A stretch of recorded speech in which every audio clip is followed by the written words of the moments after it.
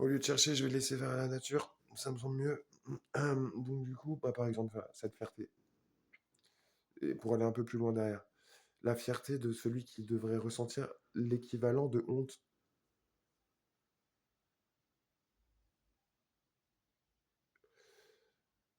Ce genre, ces entités, elles sont fières en inverse réciproque de ce qu'ils devraient ressentir de honte.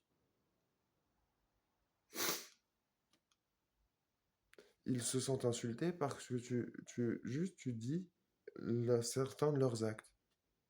Et ça les insulte. Et t'es la victime. Et ça a niqué ta vie.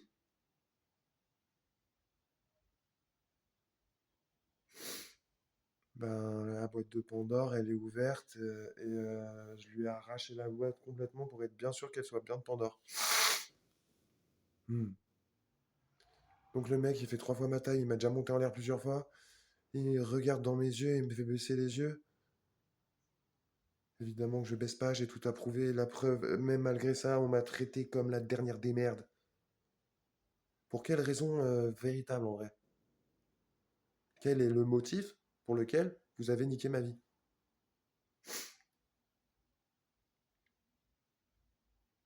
Je répète, ça sent la mort et c'est pas la mienne, sinon je pourrais pas la sentir.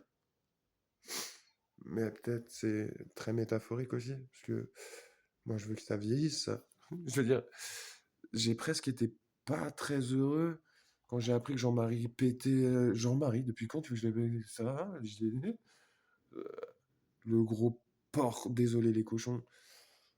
Le Pen, quand j'ai appris qu'il était mort, je me suis dit, putain, il aurait pu vieillir encore un petit peu, histoire de craquer jusqu'au bout, être en poussière.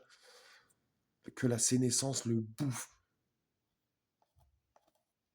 qu'il soit emprisonné dans sa chair. Bah là, je veux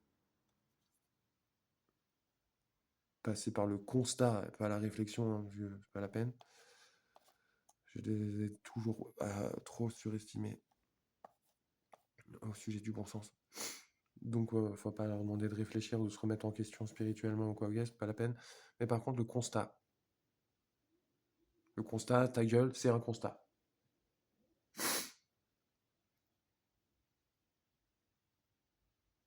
Hmm. Très bon karma à moi-même et très bon karma à qui que ce soit qui le voit cet extrait-là.